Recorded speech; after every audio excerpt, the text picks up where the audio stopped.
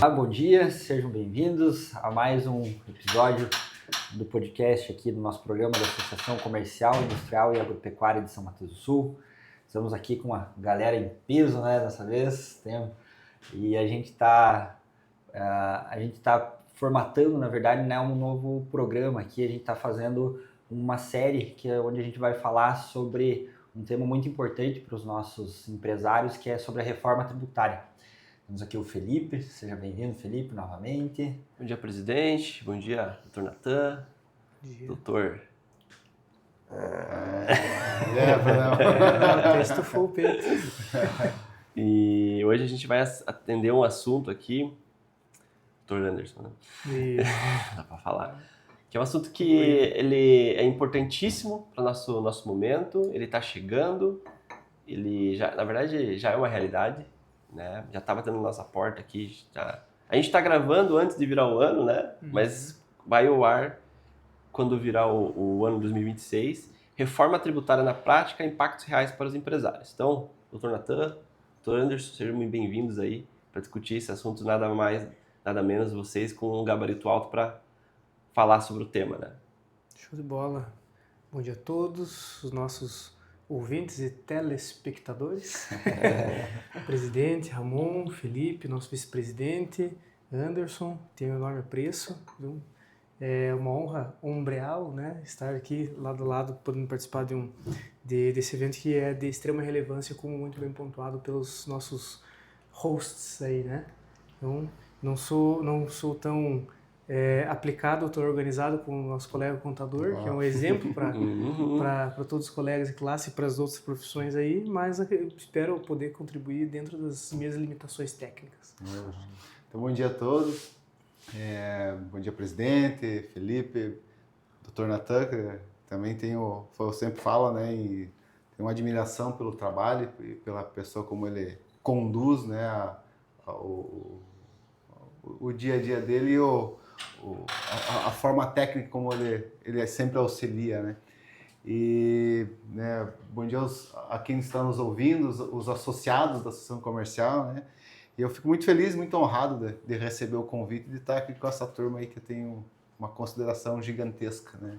E espero contribuir também com o tema, né? O tema está aí, é a realidade, né? Vai acontecer e a gente tem que entender como é que vai ser o nosso dia a dia, né? Então, vamos lá para a nossa conversa. É isso aí.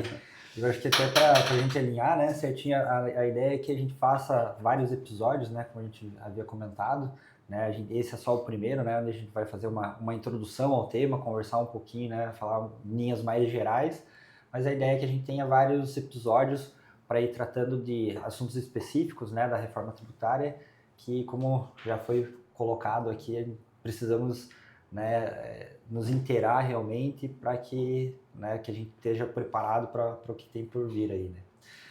Mas enfim, né, para a gente iniciar realmente, né, eu acho que deixar com quem entende, né, eu acho que o ideal não, desculpa, né, para a gente realmente começar, né, eu acho que o que assim que a gente precisa, né, olhar basicamente, né, nesse início, assim, o que o empresário precisa se ater nesse início em relação à reforma tributária, né? Por que ela é tão importante? Por que a gente precisa estudar e conhecer mais sobre esse assunto, né? Então, assim, a reforma, né, ele é um tema antigo e precisava acontecer, né? Até depois da minha fala, eu gostaria que o Natan, a gente já conversou em ele explicar lá a questão do porquê de algumas reformas, do patrimônio, né, que também vai acontecer, nós estamos falando sobre reforma de bens do consumo em si, né, e depois da tributação sobre a renda, né, que é outra coisa. Mas a nossa reforma que trata hoje sobre o consumo, né, ela já vinha sendo estruturada e hoje foi transformada em lei, né, teve a emenda constitucional que promoveu um início e a lei que é a 214, que ela formatou todo o contexto que ela é hoje, né? Por que da reforma? Para que nós, como país, e olhando para a nível mundial, nos tornasse competitivo e atrativo, né? Ele é um uma necessidade de tornar mais clara a tributação e ser vamos dizer assim, e ser fácil de entender para outros que vêm para cá, né? E, sim, a nossa tributação, ela sempre foi muito confusa, né? Ela, com muito problema jurídico, né? Muita discussão jurídica sobre os tributos. Não que não vá acontecer lá, mas da forma que foi desenhada a reforma, ela está muito mais simplificada, né? Mudou-se muito conceito, né? E esse padrão da reforma é o que a nível mundial é utilizado, que é a tributação sobre o valor agregado, é o IVA, né? Então é imposto sobre o valor agregado. A forma como ele vai ser, né, tá descrito na lei. Temos alíquotas, tem anexos que vão definir o formato de tributação, mas ela nós temos que ainda mudar o nosso mapa mental de como é que funciona, né? A gente está acostumado de um jeito e também, né, em linhas gerais, lá na frente vai ficar mais claro para o consumidor. Porque a reforma, ela fala reforma do consumo, significa que quem vai pagar os impostos, né, e a contribuição é lá no final, é o consumidor. Quando o consumidor pegar uma nota, ele vai entender que R$100 é um produto e 30, né, vamos usar uma alíquota geral, depois a gente fala sobre a alíquota média, que vai ser de 26% a 28% sobre o valor agregado, mas ele vai entender que 30 é impostos, né? Então essa troca de forma de conduzir, é tipo dirigir o carro a combustão e agora é elétrico, né? Uhum. Ele é diferente, né? Você não precisa de outras coisas, né? Então é uma necessidade, a gente vai ficar atrativo, né? E a forma de precificar as coisas vai mudar também, né? Então tem muita coisa boa na reforma, né? Claro que quando ela começar de fato, vai dar esse barulho, né? São dois sistemas ao mesmo tempo, vai oportunizar os empresários a necessidade de ter que entender tributariamente, né? Eu acho que vai chamar todo mundo para a escola de novo, né? Falar, agora vamos todo mundo aí, né? Tanto os empresários como a área financeira inteira vai ter que se adaptar. Então, eu vejo com bons olhos, sabe? Sim. Tem setores que vai ser um pouco mais penoso, outros que vai começar a ser interessante, né? Mas tem coisa boa aí. Até antes do Dr. Nathan comentar sobre esse contexto geral, existe, né, uma fala que o imposto vai ser maior. Existe essa conversa, essa... Criando um mito. Que eu ia falar exatamente, que é meio que um mito isso, né? Porque você comentou, Anderson, que é sobre o valor agregado, imposto sobre o valor agregado, né? Isso significa que ele vai repassando conforme você vai aumentando, vai mudando o preço na cadeia produtiva.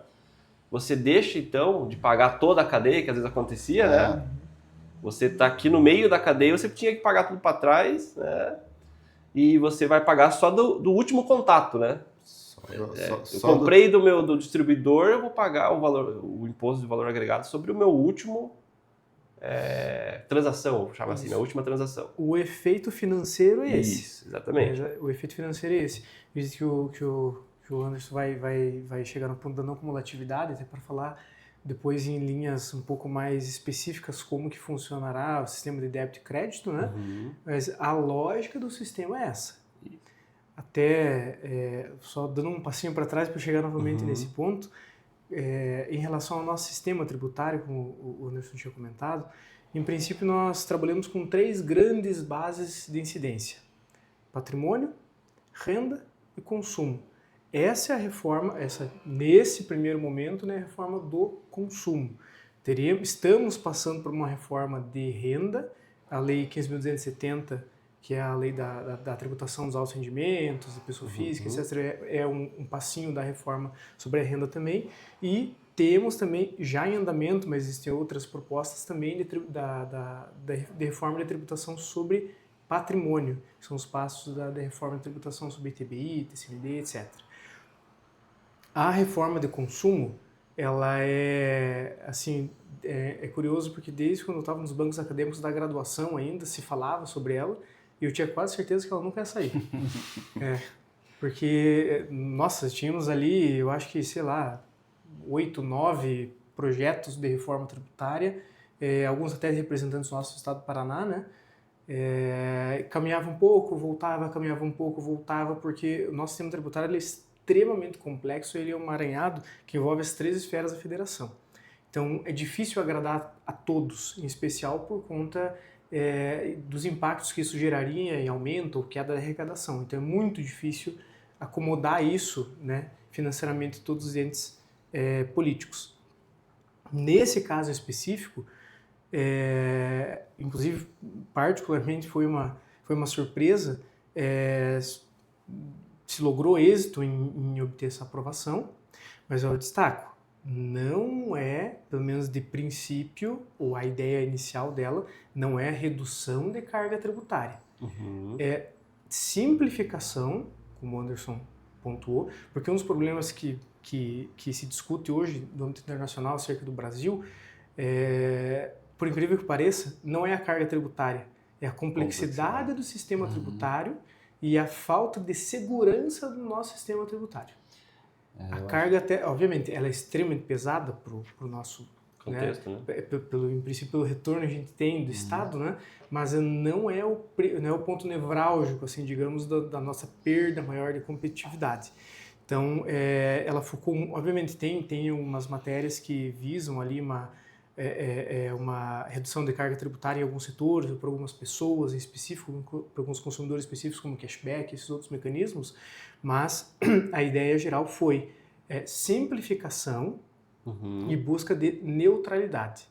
Ou seja, eu não quero que se perca tanto tempo se preocupando acerca de questões de engenharia fiscal, ou se preocupando, fazer pesquisas extensas para saber, ou para ter uma certeza maior se eu preciso recolher X, Y, se eu preciso recolher mais ou menos aquele ou outro tributo, e mais na busca de uma efetividade, porque a ideia é ter uma segurança e uma neutralidade fiscal nas operações. Se preocupar até com o cálculo do imposto, né? Isso, que hoje em dia, às vezes até o próprio sistema calcula diferente, né? Principalmente quando tem MVA ajustado, esse tipo de coisa, você errou uma coisinha, o sistema interpreta diferente. O que a gente ouve, né, muitas vezes que mesmo você, né, sei lá, sendo um pequeno empresário, digamos assim, você tentando fazer as coisas da forma correta, não consegue. Às vezes você não é que você não você está fazendo errado, é que às vezes é tão complexo que você não consegue. E a interpretação muda. Exatamente. E é fato, né? Você tentar fazer uma tributação, assim, numa linha geral, né? Você tentar fazer uma tributação exata, você não consegue. No nosso formato que tem, a gente não consegue. Porque existem essas interpretações que o doutor falou. Desde que tudo importa e hoje depende de quem te vendeu, depende do que você é, onde você atua. De que estado veio, para que estado vai, veio. Exportação, se não é. É muito e se que você realmente não acerta. Quando que você acerta? Quando você recolhe o máximo possível da tributação que está meio que definida para a tua empresa. Né? E ainda assim, porque eventualmente pode ter conflito ISS e ICMS, né? Às vezes estados cobram, o município te cobra, tem atividades que até hoje não estão bem definidas, se é serviço, se é mercadoria, né? Então, né, vamos um pouquinho, a gente vai devagar, eu vou falar do mito, mas um serviço, né? Transporte. Se você roda dentro do município, quem cobra um dos impostos é o município. Né? Ele fala, esse imposto é meu. Se você atravessa o itinerário fora, né? Se atravessa, sai daqui e vai para outra cidade, opa, já não é mais um município. Mas é o mesmo cara. Ele tá rodando. E aí ele pode ofender, vamos lá o sentimento. Ele pode ofender o município ou o estado ao mesmo tempo. Né? E às vezes ele só... Com boas intenções ainda. Com boas intenções. Ele só fez um transporte. Então, aí começa toda a nossa complexidade. Isso aí mudar de outro estado, então? Dependendo para onde for. Às vezes pode ter as barreiras adoaneiras ali, ele tem que ter recolhido antes, tem estado que exige, tem estado que exige inscrição, tem estado que já não exige. Tem gente que recolhe daí vai criando artifício para... Não, mas eu tive uma inscrição especial que daí eu posso recolher quando eu entregar, e não antes. Mas, cara, você sai com uma pasta de documento para não ser considerado um criminoso, né? Sonegador. Um sonegador, vamos usar as palavras. Cara, então é muito complexo, né? A questão do mito, né, do valor do imposto. O IVA que foi criado, o IVA é o Imposto ao Valor Agregado. Nós temos o dual porque foi feito isso, né? A gente tem uma contribuição, PIS e COFINS, então foi criado o CBS para substituir esses caras, e o IBS que foi criado para substituir a outra parte, né? Que é o ICMS, ISS, IPI. Então, criou-se o CBS. Os dois juntos vão ser somados de 26 a 28,5%. Então, 28,5%. Só que, né, uma palavra, não estou amenizando, né? Mas ele é um percentual sobre esse valor agregado. Se eu comprei por 10, se o Natan me passou alguma coisa por 10 e eu agreguei, eu vou vender ele a 11, porque eu entendo que R$11 paga toda a minha operação, eu não tributo. Hoje eu pego os 11 e tributo. E aí eu tenho que descobrir o que hoje a situação atual é 11 eu ofereço a tributação. E eu vou tentar ver se alguma coisa eu consigo melhorar. Gerar crédito. Gerar crédito ou, sei lá, fazer alguma dedução. Hoje é deduz disso. Então, 11 o tributo total. Com a reforma. Com a reforma, a turma me passou 10 e eu vou vender a 11. Eu já não me preocupo com 10, eu me preocupo com R$1 que eu vou... É isso a reforma. Uhum. Então, eu tenho 28% sobre R$1, 1/3. Só que desse R$1, que eu vou pagar os 28%, pode ser que outras coisas vão me gerar crédito. Energia, todos os gastos da minha operação podem melhorar e diminuir esse 28 centavos. Eu posso, em vez de pagar os 28, eu vou melhorando ele. Então, a grande questão é isso, né? Então, claro... E eu acho que isso é muito disruptivo, se for parar a pensar, que até conversa com aquilo que você falou, né? Tem que mudar a forma de pensar. Esse o grande desafio nosso hoje. Né? O Natan falou, realmente, a reforma, e tudo, né? Se imagina criar um sistema que zera a arrecadação federativa dos entes, né? Você quebra o país, né? Então não dá. Foi criado e foi pensado nessas alíquotas em virtude do que é o recolhimento de impostos sobre o PIB hoje. Né? Então ficou nos 26, 28.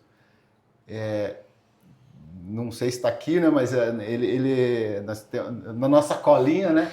Mas assim, ele vai ter toda uma transição para nós e depois uma transição para os entes federativos bem longa, para ver se eles não perderam a arrecadação. Eles vão ter que ir corrigindo para realmente não ter um impacto aí a nível nacional. Legal, eu acho que vocês comentavam ali sobre a efetividade, né? Eu acho que, pelo que eu entendi, assim, um dos objetivos também, né, dessa reforma é que o empresário ele possa focar mais realmente no seu negócio, né?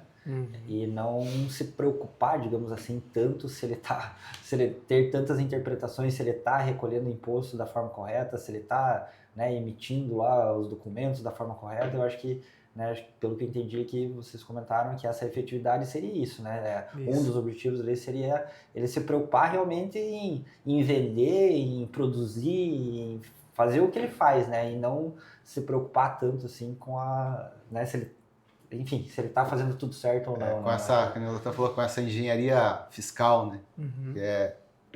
Se eu fizer isso, eu tenho crédito lá, mas então eu não vou comprar daquele, né? Então, vai ter um pouco disso, mas no sentido de qual regime que eu tô e não do que eu compro ou não compro, né? Então, isso acontecia muito com a construção civil, né? Eu contrato um serviço ou eu adquiro a mercadoria, o construtor no caso, né? Que isso vai gerar impacto diretamente na tributação dele também.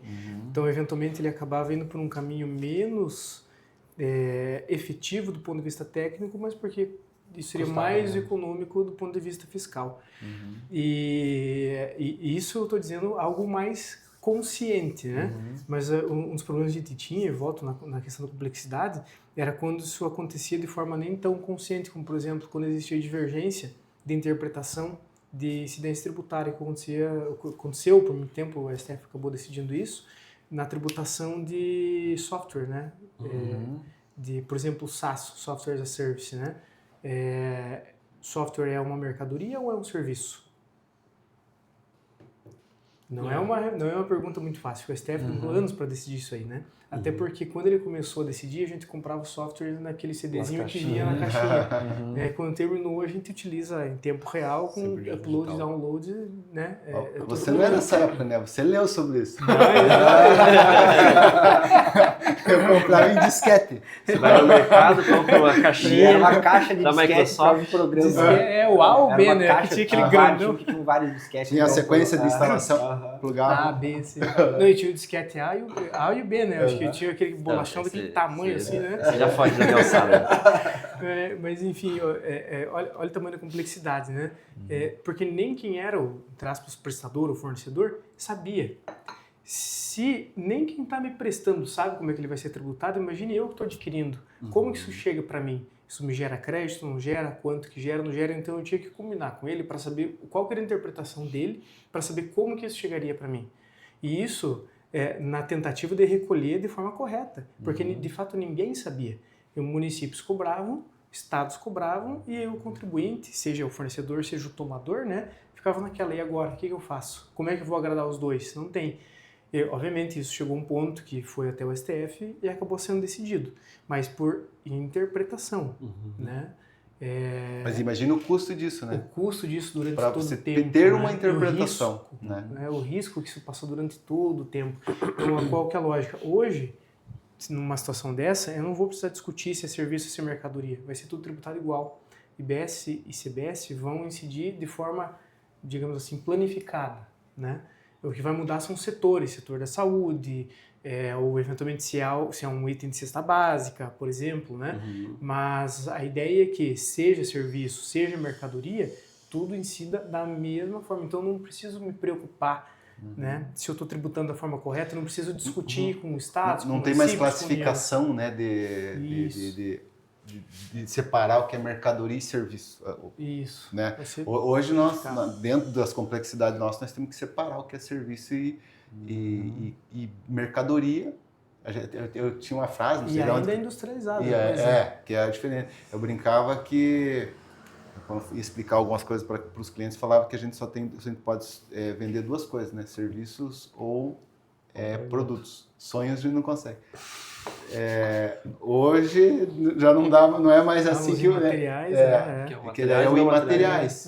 Então você vende uma ideia, se ela tiver um valor financeiro, ela vai ser tributada. Então acabou essa questão, né? Por exemplo, marca. Né? Então aí que está, né? Na questão do próprio software. O software agora vai ter. Entrou na reforma a questão dos prognósticos, né? Os que fazem loterias, né? Tipo o Bet, esse tá sendo previsto lá concurso de prognósticos, é um nome bonito. Ele vai ter então uma tributação, né? Tem o que é considerado lá, porque ele é um regime específico, né? Mas ele vai ser tributado, então vai ser regulamentado de uma certa maneira, né?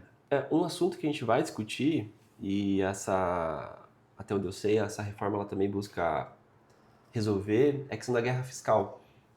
A gente estava falando sobre softwares, eu até estava em Florianópolis esses dias, e por coincidência encontrei o presidente da Associação Comercial lá na praia, bem do mar, bem bizarro.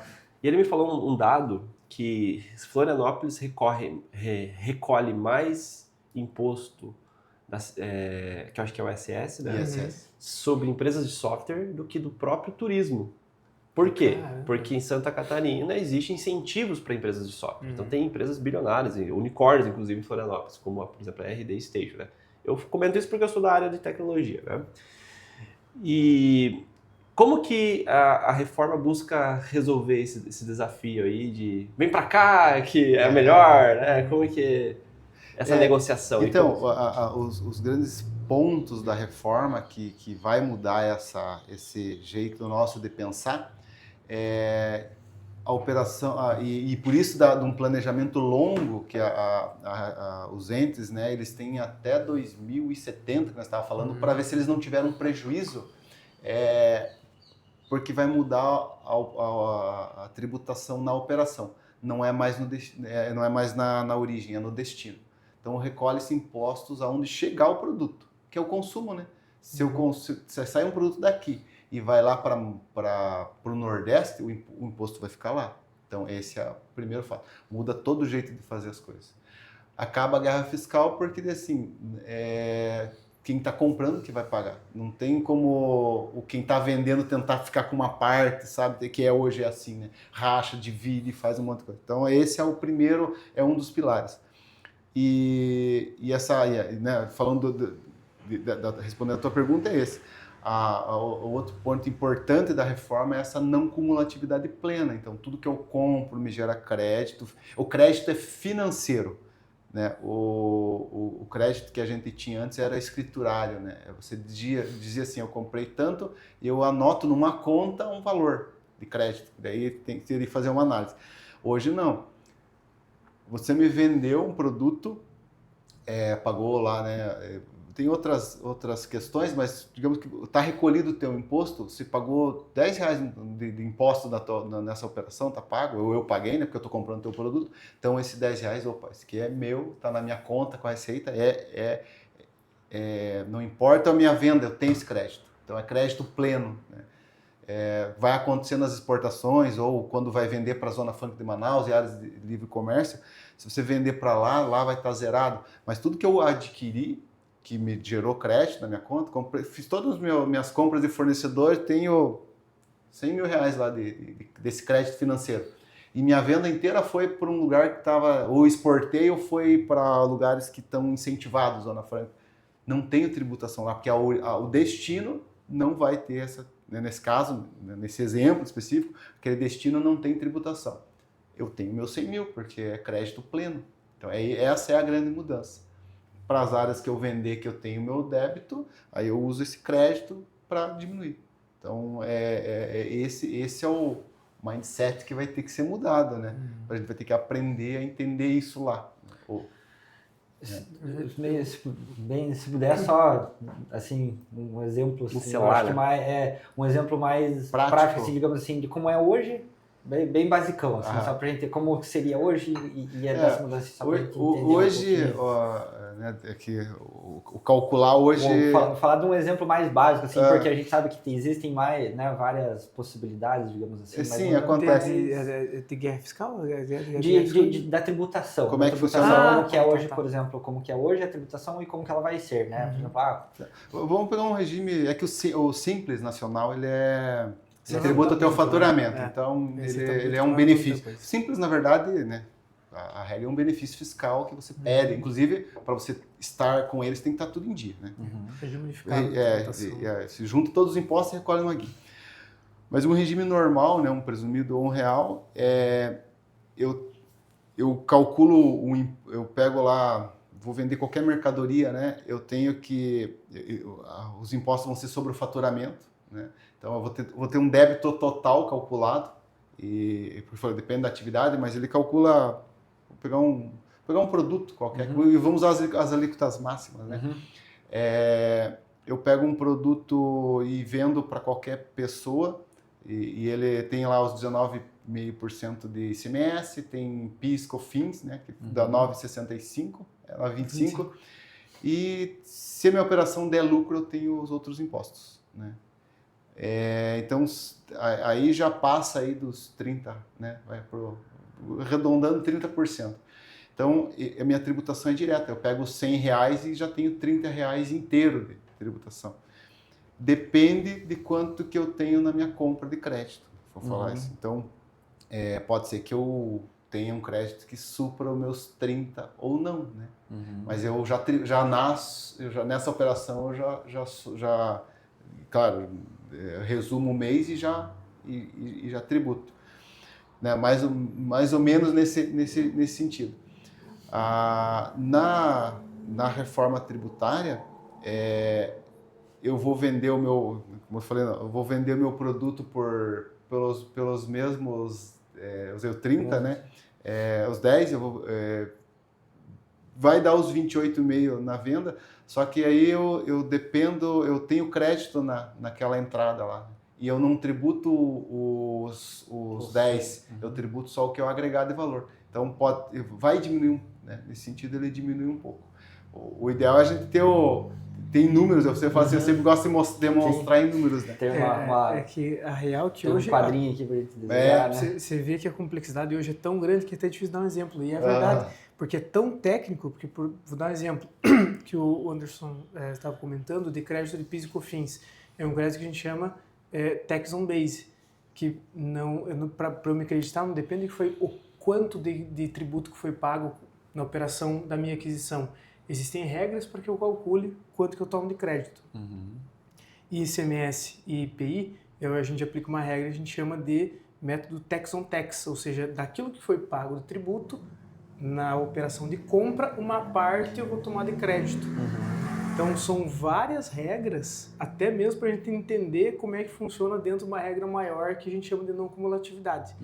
Fora as exceções, as regrinhas específicas. Então, até dar um exemplo em números, eu entendo o que o Anderson está dizendo, porque é muito difícil, porque você tem que me explicar o que está sendo comprado, como está sendo comprado, da onde que está vindo, para onde que vai, isso a gente não consegue nem calcular isso. Né? É difícil falar. Mas assim, só para independente até de números, talvez, né? Mas assim, por exemplo, hoje, pelo que eu entendi, fiz uma compra, uma operação de compra, eu tenho um crédito, não sei quanto que vai ser esse crédito, né? Mas eu tenho que... calculado. Eu vou ter um crédito calculado que eu vou ter. Isso, pode ser que tenha, pode ser que não tenha. Pode ser que eu tenha, pode ser que não tenha. E na hora que eu vou vender... Você vai ter o débito. Eu vou ter o débito. Esse é certeza.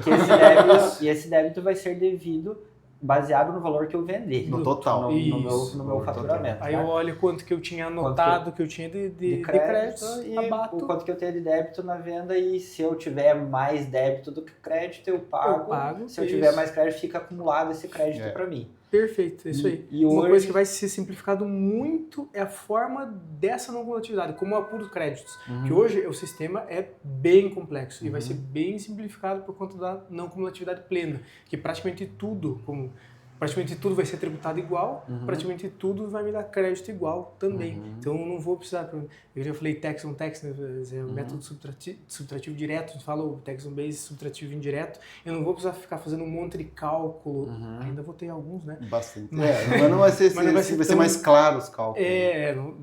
Hoje é até difícil, entre aspas, fazer o cálculo do crédito, porque tem muitas variáveis envolvidas. Sim. Então a gente uma das questões que vai ser simplificadas, vai ser essa. Então vai ficar muito mais clara a noção de que, financeiramente falando, o ônus fiscal vai incidir sobre o valor agregado. A ideia é que fique mais claro e mais fácil que isso aconteça na prática. E eu só resumindo, quando eu vou continuar tendo esse crédito, mas esse crédito vai ser calculado de uma forma um pouco mais simplificada. Isso. E aí na venda... E esse é um crédito real. É um crédito porque alguém pagou ele. Isso. Virou uma moeda, monetariamente ele existe. Agora precisa só ter operação, vai precisar ter ouvido a operação e paga a operação, né? Isso. E aí, tem que pagar alguém, vai ter que pagar, né? E aí, nesse caso, com a reforma, né, eu tenho esse crédito que vai ser calculado de uma forma mais simplificada, eu fiz a venda, aí no momento da venda eu vou ter o débito, mas esse débito vai ser calculado só em cima do valor que eu agreguei no meu produto, e aí eu vou continuar fazendo essa conta de débito e crédito, mas de uma forma mais simplificada, e na hora do débito é só sobre o valor agregado e não sobre o valor bruto total. Mais ou menos isso? Financeiramente vai ser isso. Mas o cálculo do meu débito é sobre tudo, mas como eu já, em princípio, tive o crédito naquela operação do 10, vendo por 10, ele vai vender por 11, né? Como na minha operação da venda para ele, para o Anderson por 10, ele vai ter 10 de crédito, quando ele vender por 11, ele vai falar, beleza, então eu vendi por 11 e tenho 11 de débito, tenho 10 de crédito, a diferença é 1, pago 1. Entendi. Economicamente, esse é o reflexo, né? Certo. Até para a gente caminhar para o fim e encerrar esse episódio, uma das coisas que vai acontecer, né, e acho que, inclusive, dá para a gente pensar no segundo episódio, são os termos técnicos, né? Que vai ser, literalmente, se o meu fornecedor da última ponta, o último ponto de contato não pagar o imposto por algum motivo, ou eu comprar vou vender por 11, mas compro por 0, né? Ou seja, eu peguei 10, né? Vou vender por 11, eu vou pagar o imposto sobre todo do 0 a 11. que é uma outra das finalidades da reforma, que é tornar o próprio contribuinte fiscal dos demais contribuintes. Porque como ele só vai ter essa tributação efetiva no valor agregado caso o restante da cadeia tenha operado corretamente a tributação, ele acaba se tornando também um fiscal. Porque ele vai exigir que a operação anterior tenha sido efetivamente recolhida para que ele possa também recolher só sobre o valor agregado.